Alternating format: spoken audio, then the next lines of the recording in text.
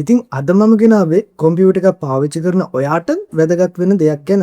ඔයාගේ කොම්පියුටර් එක ස්ලෝ නම් ඇප් ඕපන් වෙන්න පරක්කු නම් ස්ටෝරේජ් එක හැමදාම ෆුල් නම් වගේම ගේම්ස් ප්ලේ කරනකොට එහෙම නැත්නම් එඩිටින් කරද්දී ඔයාගේ PC එක ලැග් වෙනවා නම් ඒක හරි ගස්ස ගන්න විදිහ තමයි අද මම ඔයාලට බොහොම සරලව කියලා දෙන්නේ.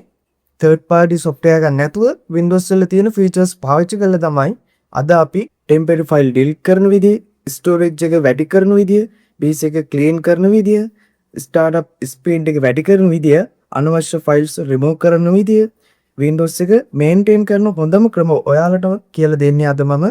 ඉතින් මේ වීඩියෝ ඔයාලට useful නම් අනිවාර්යයෙන්ම like එකක් දාලා subscribe කරලා මට පොඩි support එකක් දෙන්න. ඉස්සෙල්ලාම අපි දැනගනිමු temporary files කියන්නේ මොනවද කියලා. temporary files කියන්නේ Windows එකයි software වලයි වැඩ කරන අතරතුර temporary විදියට save කරන files වගේක්.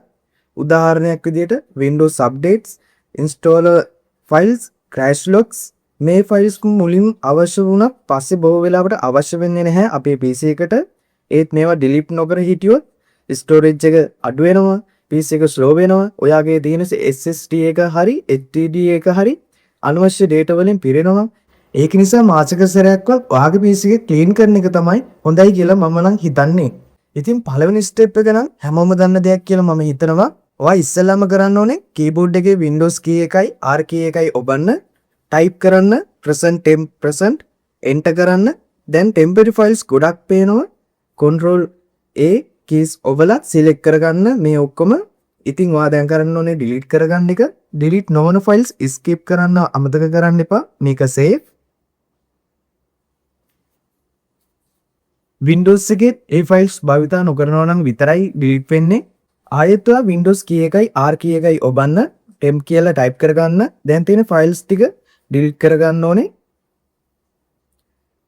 නැවතත් Windows key එකයි R key එකයි ඔබන්න, refresh කියලා type කරගෙන continue දෙන්න. control key එකයි A key එකයි ඔබලා select කරගන්න මේ file ටික. දැන් delete කරන්න. සමහර අය refresh delete කරන්න එපා කියනවා. නමුත් maintain එකක් විදියට කාලෙකට සැරයක් clean කරන එක තමයි මගේ නම් මතේ. මොකද අවශ්‍ය වුණ ගමන් ආපහු Windows එකේ මේ files create කරගන්න නිසා. දැන් ඔයාලා කරන්න ඕනේ search bar එකේ disk cleanup කියලා search කරගන්න එක. ඉතින් දැන් මේක open කරගන්න. ඔයාලා මෙතනද C drive එක select කරගන්න. ගොඩක් දුරට C drive එක තමයි select වෙලා එන්නේ. දැන් මෙතන temporary files, thumbnails, download program files, delivery optimization files, recycle bin මේ හැම ටික එකම ඔයාලා මෙතනින් දාගන්න ඕනේ. දැන් delete files දෙන්න. හරි. ඉතින් දැන් මම කියන්න යන දේ ඔයා කරොත් එහෙම ඔයාගේ PC එකත් ඉක්මනටම on කරගන්න පුළුවන්. ඔයා දැන් කරන්න ඕනේ control key එකයි shift key එකයි ESC කියලා තියෙන key එකයි ඔබන්න. ඊට පස්සේ task manager එක open වුණාම startup apps වෙත යන්න. Windows start වෙනකොට run වෙන program මෙතනින් තියෙනවා. ඒවා අවශ්‍ය නැත්නම් disable කරන්න. මේකෙන් ඔයාගේ PC එකේ boot වෙන time එක හොඳටම අඩු වෙනවා. දැන් ඔයා settings වලට යන්න. මෙතන තියෙනවා අවුරුදු ගානකට කලින් වුණත් අපි එහෙම download කරපු softwares එහෙම අපිට වැදගත් වෙන්නේ නැති දේවල් තියෙනවා නම් අනිවාර්යෙන් මෙතනින් මේ softwares කියන දේවල් delete කරගන්න මතක් කරගන්න. ඒ වගේම දැන් ඔයා මතක් කරලා අනිවාර්යයෙන්ම recycle bin එකේ තියෙන දේවල් delete කරගන්න. දැන් කරන්න ඕනේ desktop එක clean කරගන්න එක. file වලින් පුරවගෙන ඉන්න එපා. folders හදලා organize කරගන්න. desktop එක clean නම් Windows එකේ experience එක ගොඩක් හොඳයි.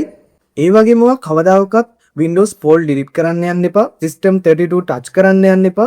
ඒ වගේම internet එකේ තියෙන හැම optimization trick එකම follow කරන්නත් එපා.